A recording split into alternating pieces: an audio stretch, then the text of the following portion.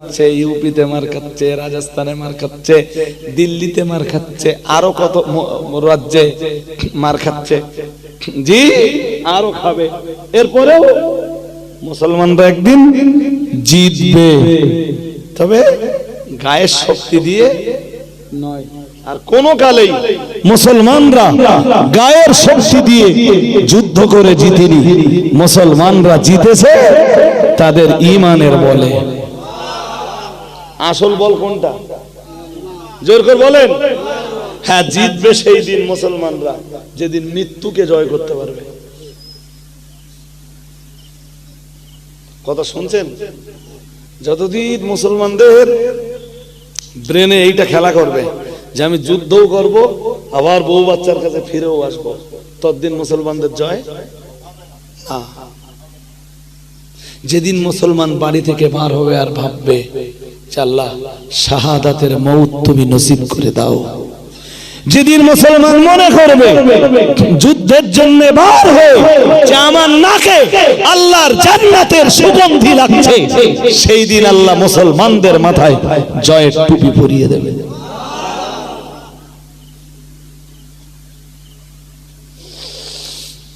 চলুন সেই ঈমানের জন্য মুসলমানদের কি কি লাগবে সেইটা একটু বোঝাচ্ছিলাম। যা শুরুতেই আল্লাহ বলেন হুদাল্লিল মুত্তাকিন, আল্লাহ বলেন কোরআন মুত্তাকিদের জন্য হেদায়েত। সুবহানাল্লাহ বলুন। হেদায়েত মানে গাইডলাইন, হেদায়েত মানে পথ নির্দেশিকা, যে রাস্তা দেখায়, যে হ্যাঁ। তো কোরআন কাদেরকে রাস্তা দেখায়? মুত্তাকিদের। সুবহানাল্লাহ। মুত্তাকিদের রাস্তার দরকার আছে? বুঝে উত্তর দেবেন। কোরআনে আল্লাহ বললেন হুদাল্লিল মুত্তাকিন, কোরআন রাস্তা দেখায় কাদের? তো মুত্তাকি যারা, ওরা তো রাস্তা এমনি পেয়েই গেছে, না পেলে হারাম গুলোকে বাদ দিতে পারতেছে, রাস্তা না পেলে হালাল গুলোকে পালন করতে পারতেছে, তাহলে ওরা তো রাস্তা। তাহলে আল্লাহ বললেন কোরআন মুত্তাকিদেরকে হেদায়েত দেয়, তার মানে আরে বাবা তা মুত্তাকি যারা, তারা তো রাস্তা পেয়েই গেছে, না যায়নি? কথা বলে এই বুঝতে অসুবিধা হচ্ছে নাকি? মুত্তাকি কারে বলে ওইটা আরেকবার মনে করে দেখেন, তাহলে আমার এই এখনকার কথাটা বুঝতে পারবেন। মুত্তাকি বলে তাদেরকে যারা হারাম গুলোকে বাদ দেয় আর হালাল গুলোকে পালন করে, নির্দেশগুলো পালন করে আর নিষেধগুলোকে নিজেদের জীবনতে বাদ দিয়ে চলে, তাদেরকে বলে। জোর করে বলেন। হ্যাঁ, তা মুত্তাকিরা তো হেদায়েত পেয়ে গেছে না পাবে?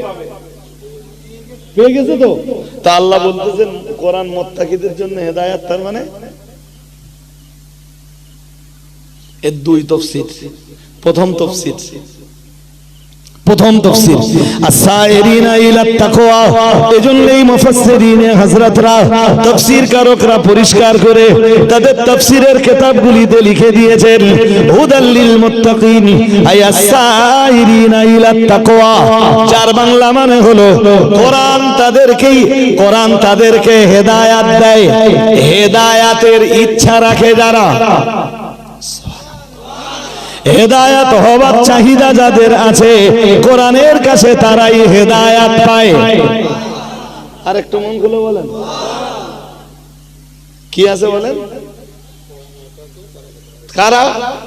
হেদায়েতের চাহিদা রাখে যারা, হেদায়েতের ইচ্ছা রাখে যারা।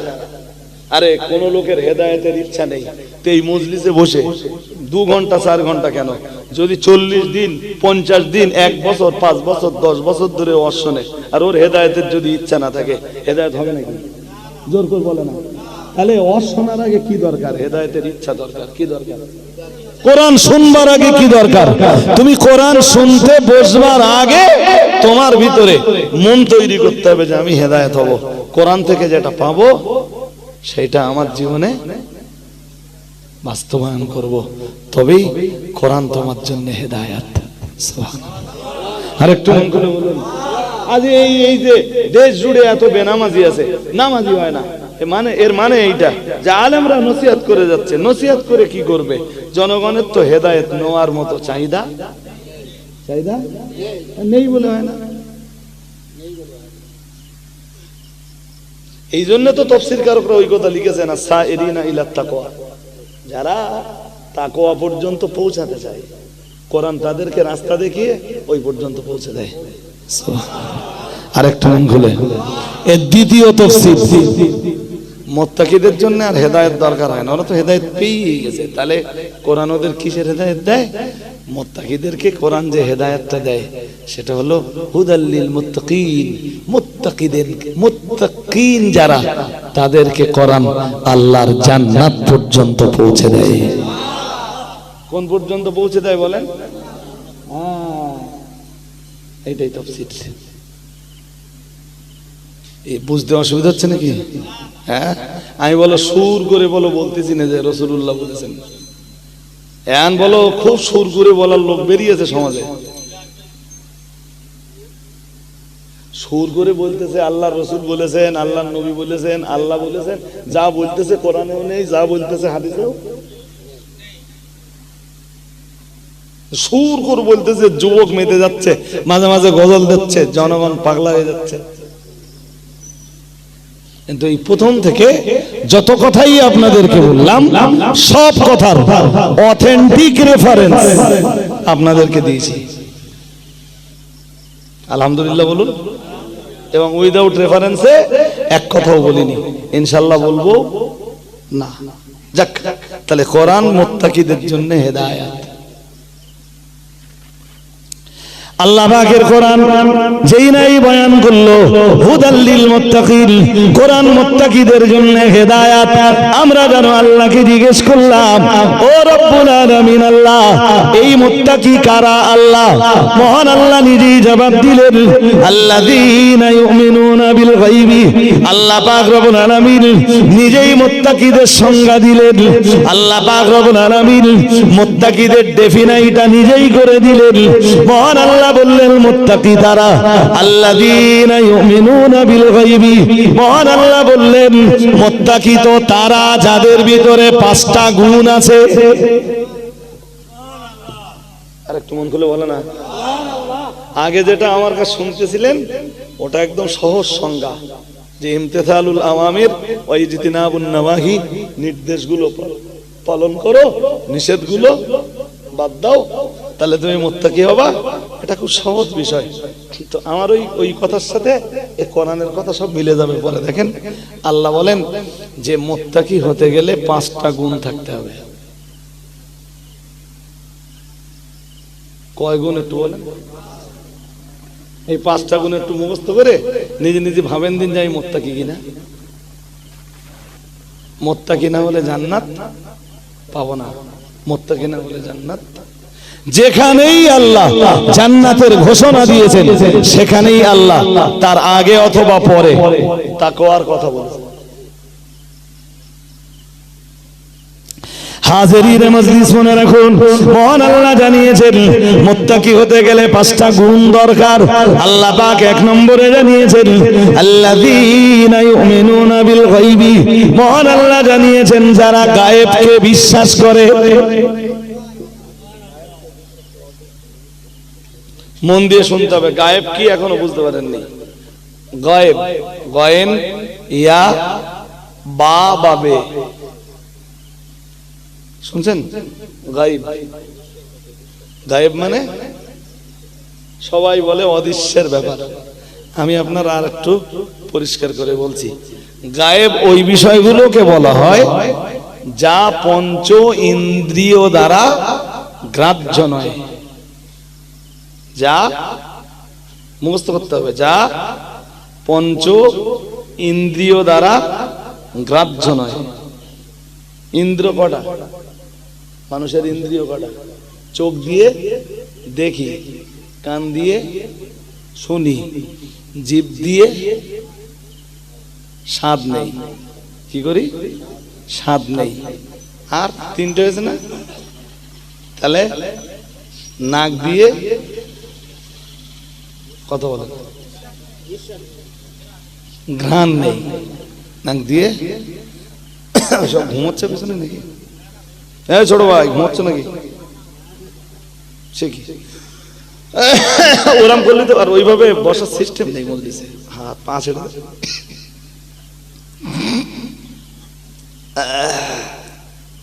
আমার কথা শুনতে হবে। আমি বেগার বকছি না ভাই, এই সব কথা কাজের কথা। আপনি কেসা শুনে, কাহিনী শুনে, ঘটনা শুনে, জীবনী শুনে, ইতিহাস শুনে, গজল শুনে, গায়ক গায়িকাদের এনে আপনার জীবনের মূল পট পরিবর্তন কিচ্ছু আসবে না। বিরাট সুর শুনে, আওয়াজ শুনে কিচ্ছু হবে না। আমি এই যে 5টা কথা বলে যাচ্ছি, এই 5টা কথা যদি আপনি পালন করে চলতে পারেন, 5 গুণ যদি জোগাড় করতে পারেন, আমি বলছি আপনি মুত্তাকি। আমি না, কোরআন বলছে আপনি মুত্তাকি। সুবহানাল্লাহ বলুন। খুব খুব মনোযোগ দিয়ে শুনুন। তাহলে কয়টা হয়েছে? নাক, কান, জিভ, চোখ আর চামড়া। উপরে উঠে বসো,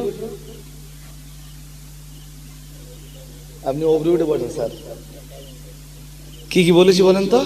এরে বলে পঞ্চ চক্ষু, কর্ণ আর নাসিকা আর জিহ্বা, ত্বক। ত্বক মানে চামড়া, ত্বক মানে। আচ্ছা ঠান্ডা লাগলে কোথায় বোঝা যায়? জিবি জোর করে ত্বকে, চামড়ায়। আচ্ছা একটা লেবু কেটে লেবুর রস যদি এখানে ঘষা হয়, ত্বক না মিষ্টি বোঝা যাবে? কোথায় দিতে হবে? ওইটা কে বলে দেবে? বলুন বলুন। বিরিয়ানি রান্না হচ্ছে, তা পুরো এইটা আটকে দিতে হবে, বুঝবে কে? তরকারি আলাই গেছে না ভালো আছে, বলে দেবে কে? কথা বোঝেন না? এই 5টা অঙ্গকে আল্লাহ নির্দিষ্ট নির্দিষ্ট কাজের জন্য সৃষ্টি করেছেন। গায়েব হলো এমন জিনিস যাই 5টা অঙ্গের কোন অঙ্গ অনুভব করতে পারে না।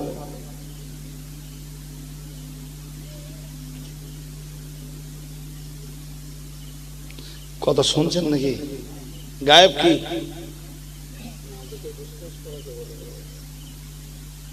না দেখা বললে তো শুধু চোখের গল্প হয়ে গেল। আর আমি কি বলেছি? এই 5টা ইন্দ্রিয়ের কোন ইন্দ্রিয় যা অনুভব করতে পারে না তার নাম গায়েব। আল্লাহ পাকের কোরআন 1 নম্বরে জানিয়েছে আল্লাযীনা ইউমিনুনা বিল গায়বি, মহান আল্লাহ জানিয়েছেন যারা গায়েবকে বিশ্বাস করে। 2 নম্বরে মহান আল্লাহ জানিয়েছেন আল্লাযীনা ইউমিনুনা বিল গায়বি। আমি লম্বা তাফসীর করতে পারবো হয়তো, কিন্তু আরো অনেক সময় প্রয়োজন, সেই ধৈর্য আমার ভিতরে নেই। মহান আল্লাহ 2 নম্বরে জানিয়েছেন ওয়া ইউকিমুনাস সালাতা, মহান আল্লাহ 2 নম্বরে জানিয়েছেন যারা সালাত কায়েম করে। আর একটু মন খুলে বলেন, মুত্তাকিদের দ্বিতীয় গুণ কি? পড়ে না? পড়ে তো অনেকে শুক্রবার যায় শুধু। ওর কি নামাজ জীবনে কায়েম হয়েছে? শুধু শুক্রবারে পড়া মানে কি নামাজ কায়েম হওয়া? জোর করে বলবেন তো? হ্যাঁ। এরপরে কত মুসল্লি যাচ্ছে শুধু ঠুকতেছে এরকম করে, 4 মিনিটে 24 রাকাত নামাজ। ওর কি জীবনে নামাজ কায়েম হয়েছে নাকি? কথা বুঝতেছেন নাকি? হ্যাঁ হাজিরিন, বহু মুসল্লি নামাজ পড়তে যাচ্ছে, ফরজ গোসলটা জানে না। সূরা ফাতিহার গল্প তো অনেক পরে, ও দেহই যদি না পাক হয় তো সূরা ফাতিহা শিখে কি করবে? কথা কি বুঝতেছেন তো? 1 গায়েব বিশ্বাস, 2 ইকামাতুস সালাত। আমি আরবি বলি, প্রথমটার আরবি আল ঈমানু বিল গায়ব, গায়েবের প্রতি ঈমান। 2 ইকামাতুস সালাহ, 2 সালাতের প্রতিষ্ঠা। সালাতের ওই খামখেয়ালিপনা করলে হবে না যে আজকে মাগরিবে গেলুম আর কালকে আর যাবো না, আজকে মাগরিব পড়েছি, আজকে আর থাকতে যা কষ্ট হচ্ছে এশার নামাজ আর পড়বো না, ওর নাম ইকামাত না। যার জীবনে সালাতের ইকামত ঘটবে ও হসপিটালের বেডেও নামাজ পড়বে। কোথায়? জোর করে বলে না। হ্যাঁ, হাত পা সব বাঁধা, ওর কোন রকমের সেন্সটা আছে। বাড়ির লোকে গেছে তো বলছে একটু মাটি এনে আমার তায়াম্মুম করিয়ে দে। শুনছেন নাকি?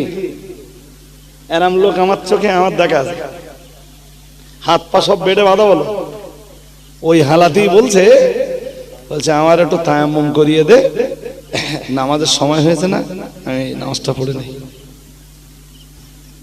তো বাড়ির লোকেরা তায়াম্মুম করিয়ে দিলে ও বেডে শুয়ে শুয়ে নামাজ পড়বে।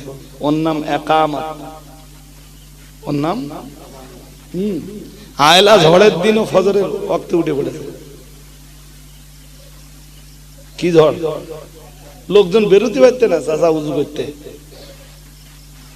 এর নাম ইকামাতুস সালাহ। ও শুধু নিজের জীবনে নামাজ কায়েম করেছে তাই না, এরপরে নিজের পরিবারের সদস্যদের প্রতি নজর দিয়েছে, দৃষ্টি নিবন্ধ করেছে। নিজের ছেলেকে নামাজি হওয়ার জন্য নির্দেশ দিয়েছে, নিজের মেয়েকে নামাজি হওয়ার জন্য নির্দেশ দিয়েছে। ও ভাইরা আমার মনে রাখুন, নিজের স্ত্রীকে নামাজি বানানোর, নামাজি হওয়ার জন্য বারবার নসিহত করেছে।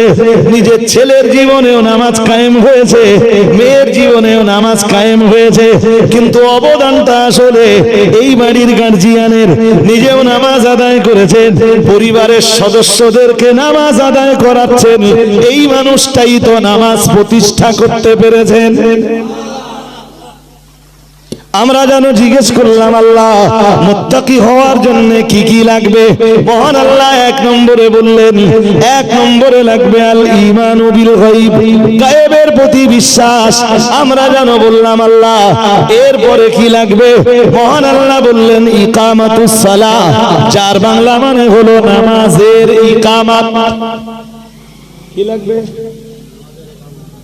জোর করে বলেন কি লাগবে? নামাজের ইকামত, আই ইকামাতুস সালাত, সালাত প্রতিষ্ঠা। আমি লম্বা করছি না, বলো শুধু ধাপ কনসেশনটা দিচ্ছি। 3 নম্বরে আল্লাহ বললেন অমিম্মা রাযাকনাহুম ইউনফিকুন। মহান আল্লাহ 3 নম্বরে জানিয়েছেন, 3 নম্বরে লাগবে আমি আমার বান্দা বান্দীদেরকে যে সম্পদ দান করেছি, আমার দেওয়া সম্পদ থেকে তারা আমার রাস্তায় খরচ করবে। এইবার খরচ করতে হবে বলে সুবহানাল্লাহ বলতে না। মুত্তাকি হতে গেলে 1 লাগবে গায়েবের বিশ্বাস, 2 লাগবে সালাতের প্রতিষ্ঠা, 3 লাগবে আল্লাহ তোমার যে মাল দিয়েছেন, এই আমাদের যা মাল আছে আমরা কামাই করেছি না আল্লাহ দিয়েছে? সবাই বলেন, আর একবার বলে দেখেন যে আমি কামাই করেছি। তাহলে প্রথম প্রশ্ন, তুমি কামাই করছ কোন জায়গায় সেটা বলো। তাহলে হুজুর আমার জলকর আছে, জলকরের পানি কার? কথা বলে না। যে মাটিতে জলকার করেছো, এই মাটি সৃষ্টি করেছে কে? কে? এই মানুষ এইরাম মনে মনে মনে মনে করে বলি তো মাঝে মাঝে আল্লাহ জলকার গুলো ডুবকে দেয়, বলে দেখ মাল আমি দেই, তোরা কামাই করিস দেখ। হ্যাঁ, আর ওই যে হাইসাব মাছ ছাড়া ছাড়া আরো কিছু এমন কিছু মাছ আছে জন্মায় না, হ্যাঁ, সেসব মাছের তো ভালো দাম পায়। হ্যাঁ, ও করতে আসে, এটা নাই তুমি ছেড়েছো, বাগদাটা নাই ছেড়েছো, ছাঁটিটা নাই ছেড়েছো, ট্যাংরা মাছ ও ছাড়ে না, না বিপুল পরিমাণ যে ট্যাংরা মাছ। তারপর ভেটকি মাছটা তো সব ছাড়ে। হ্যাঁ,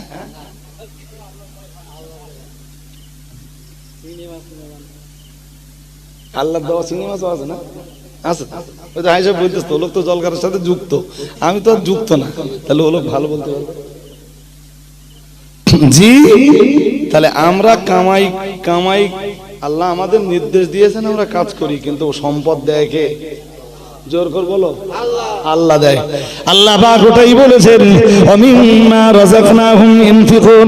আমরা জানো আল্লাহকে বললাম আল্লাহ মুত্তাকি হওয়ার জন্য 3 নম্বরে কি গুণ দরকার? মহান আল্লাহ বললেন 3 নম্বরে যে গুণটা দরকার সে গুণটার নাম হলো যে মাল আমি আল্লাহ তোমাদের দিয়েছি ওই সম্পদ ওই মাল থেকে তোমরা আমার রাস্তায় খরচ করবা। যারা এই খরচ করে তারাই পৃথিবীতে মুত্তাকি। আরেকটু মন খুলে, যে যা কামাই করতেছে সে ভাবতে সব আমার। এসব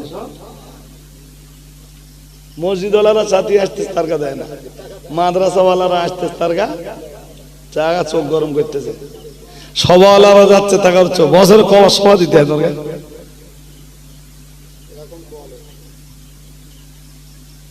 সভা দিলে আমার 2 পয়সা হবে, আমি সেই জন্য বলতেছি তা না ভাই। আল্লাহ পাকের কোরআন জানিয়েছে, মহান আল্লাহ আরো জানিয়েছেন, ইয়া আইয়ুহাল্লাযীনা আমানু আনফিকু মিম্মা রাযাকনাকুম। মহান আল্লাহ জানিয়েছেন, হে দুনিয়ার ঈমানওয়ালা মানুষের দল, আমি আল্লাহ পাক রব্বুল আলামিন বলছি আনফিকু মিম্মা রাযাকনাকুম। মহান আল্লাহ জানিয়েছেন, হে দুনিয়ার ঈমানওয়ালা মানুষের দল, আমি আল্লাহ পাক তোমাদের জন্য বিধান দিচ্ছি আনফিকু, তোমরা খরচ করো। বান্দা জানো বলল আল্লাহ আমরা কি থেকে খরচ করব? মহান আল্লাহ বললেন মিম্মা রাযাকনাকুম, তোমরা খরচ করবা সেই সম্পদ থেকে যে সম্পদ আমি আল্লাহ তোমাদেরকে দান করেছি। রাস্তায় মন দিলে হবে না, বেশ ভালোই শুনতেছেন আপনারা। আল্লাহ পাকের কোরআন জানিয়েছে, তাহলে একজন মানুষকে মুত্তাকি হওয়ার জন্য প্রথম গুণ জোগাড় করতে হবে গায়েবের প্রতি বিশ্বাস, দ্বিতীয় 2 নম্বরে তার জীবনে সালাত কায়েম করতে হবে, 3 নম্বরে তাকে আল্লাহ যে সম্পদ দিয়েছেন সে ওই সম্পদ থেকে আল্লাহর রাস্তায় খরচ করবে, 4 নম্বরে মহান আল্লাহ জানিয়েছেন ওমিম্মা রাযাকনাহুম ইনফিকুন ওয়াল্লাযী يؤمنون بما أنزل إليك وما أنزل من قبلك। মহান আল্লাহ বললেন والذين يؤمنون بما أنزل إليك, আল্লাহ পাক বললেন নবীর উপরে যেটা নাযিল হয়েছে। মহান আল্লাহ বললেন والذين يؤمنون, যারা বিশ্বাস করে বিমা উনজিলা ইলাইকা, ও নবী যেটা আপনার উপরে নাযিল হয়েছে ওইটা যারা বিশ্বাস করে, আল্লাহ পাক রব্বুল আলামিন জানিয়েছেন তারাই পৃথিবীর মুত্তাকি। ছোট্ট করে একটু দয়া করে বলুন আল্লাহ তার রাসূলের উপরে কি নাযিল করেছেন? আরে জিজ্ঞেস করছি আপনাদের, আল্লাহ তার রাসূলের উপরে কি নাযিল করেছেন? বলুন বলুন। তাহলে যারা কোরআনকে বিশ্বাস করে, চারে যারা কোরআনকে,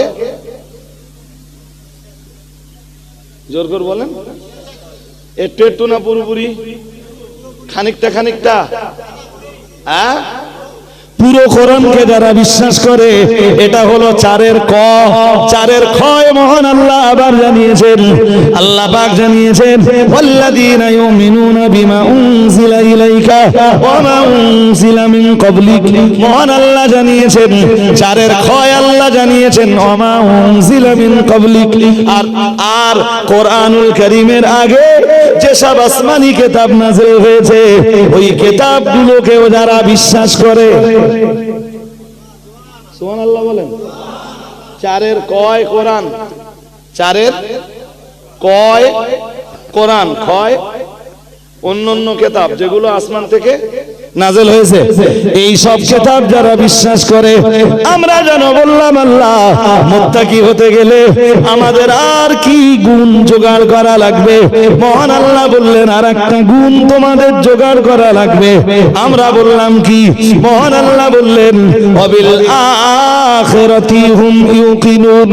আল্লাহ পাক রব্বুল আলামিন বললেন আখিরাতকে বিশ্বাস করা লাগবে। কি বিশ্বাস করা লাগবে? জোর করে বলেন, কি বিশ্বাস করা লাগবে? তাহলে মুত্তাকি হতে গেলে কয় বিশ্বাস? না, প্রথমটা বিশ্বাস, প্রথমটা, দ্বিতীয়টা ইকামত, তৃতীয়টা সাদাকাত, দান, দান মাল থেকে দিতে হবে, এটা। চতুর্থটা ফের বিশ্বাস, পঞ্চমটা ইয়াকিন, আখিরাতের প্রতি। ওয়াবিল্লাখিরাতি হুম ইউকিনুন, মহান আল্লাহ জানিয়েছেন যারা আখিরাতকে বিশ্বাস করে। আর একটু মন খুলে, তাহলে মুত্তাকির কয় গুণ মনে থাকবে? হ্যাঁ, আখিরাত তো আমাদের এখনো শুরু হয়নি। যে মুহূর্তেই কোনো মানুষ মারা যায়, আমরা যারা বেঁচে আছি আমাদের কারোরই আখিরাত শুরু হয়নি। যে মানুষটার যখন মরণ হয়, মরণ হওয়ার সঙ্গে সঙ্গে তার আখিরাত স্টার্ট হয়ে যায়। কি স্টার্ট হয়? এবার শুরু কি? ও দুনিয়া শেষ, দুনিয়া এবার কি? এবার আখিরাত স্টার্ট হয়। হ্যাঁ, ওই আখিরাতের ভিতরে রয়েছে কবর, ওই আখিরাতের ভিতরে রয়েছে বাস।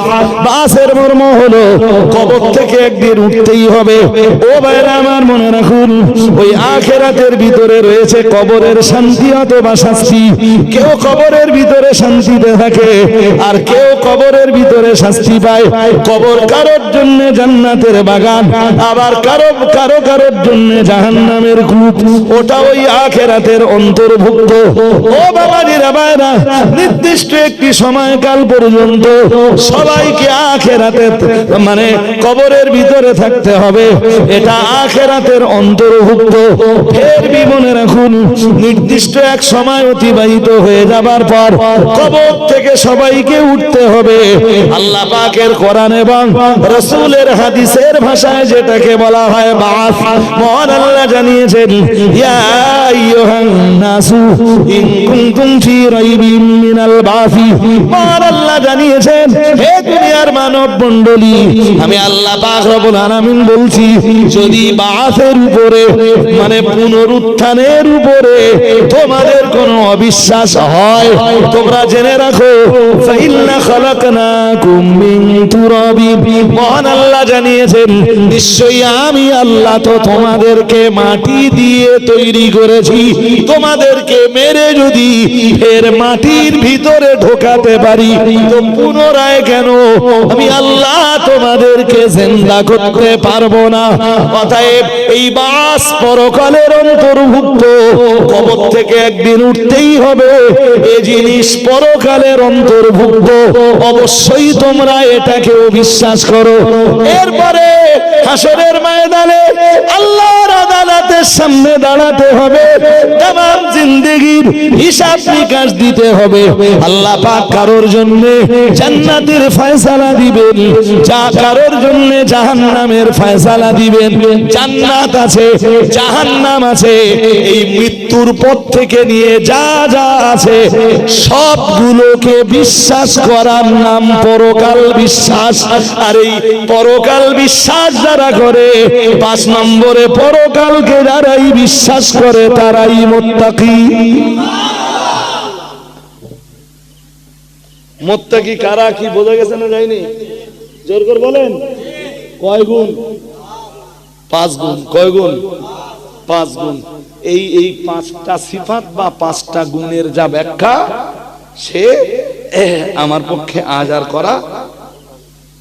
আমরা যেন বললাম আল্লাহ এই 5টা গুণ জোগাড় করে যারা মুত্তাকি হবে তারা কি পাবে?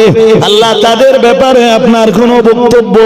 মহান আল্লাহ পরের আয়াতে বললেন উলাইকা আলা হুদাম মির রাব্বিহিম। মহান আল্লাহ জানিয়েছেন তারাই রয়েছে তাদের রবের পক্ষ থেকে হেদায়েতের উপর। আরেকটু মন খুলে বলেন, তারাই আছে। হ্যাঁ, ওইভাবে বললে তো হবে না, অত সহজ হয়ে গেল। তারাই আছে তাদের রবের পক্ষ থেকে হেদায়েতের। এখন তো পৃথিবীতে যে পথে আছে সে বলতেছে আমি হেদায়েতের পথে আছি। হ্যাঁ না বলবেন তো? হ্যাঁ, যেটা কোরআন শরীফ পড়তে পারে না সেও বলতেছে না আমি যা ওয়াজ করতে সব ঠিক।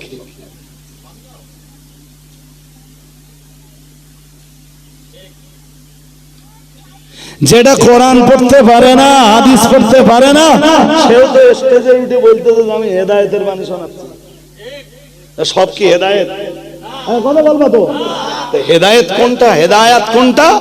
আল্লাহ ওইটা বললেন, উলাইকা আলা হুদাম মির রব্বিহিম। আল্লাহ একটু বাঁধন দিলেন, এই রব্বিহিম শব্দটা দিয়ে বাঁধন দিয়ে বলে দিলেন, তারাই তাদের রবের পক্ষ থেকে হেদায়াতের উপরে আছে। আর একটু মন খুলে, শুধু হেদায়েত বললেন না, রবের পক্ষ থেকে হেদায়েত বললেন। এই রবের পক্ষ থেকে হেদায়াত, এই কথাটা খুব মারাত্মক। কারা কারা? ওই 5টা গুণ যাদের আছে। সুবহানাল্লাহ বলো, আরো আওয়াজ দিয়ে বলুন, এই 5টা গুণ যারা জোগাড় করতে পেরেছেন, আল্লাহ বললেন তারা তাদের রবের পক্ষ থেকে হেদায়েতের উপরে আছে। আমরা বললাম, আল্লাহ আপনি ওদের ব্যাপারে আর কিছু বলবেন? আল্লাহ বলবেন, আর একটু তো বলবো। উলাইকা আলা হুদাম মির রাব্বিহিম। পড়ুন পড়ুন, আপনারা অনেকে জানেন তো। ওয়া উলাইকা হুমুল মুফলিহুন।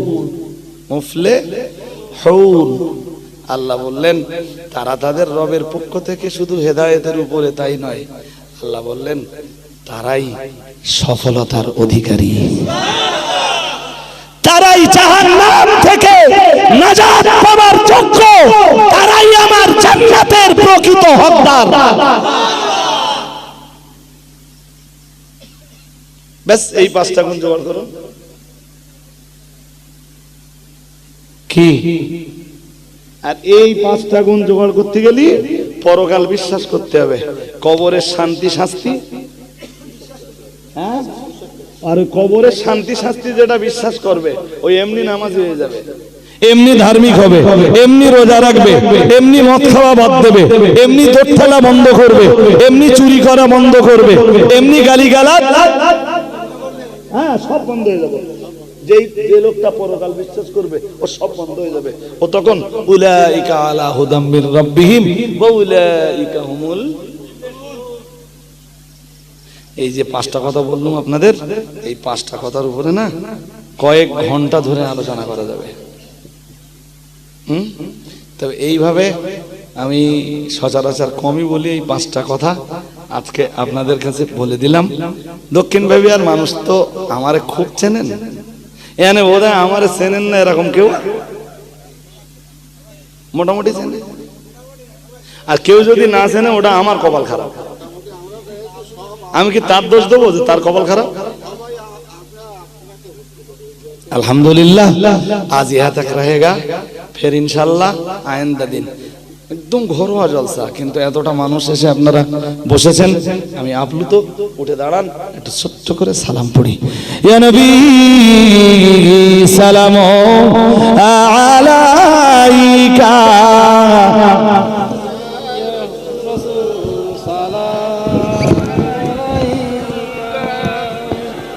ইয়া হাবিবি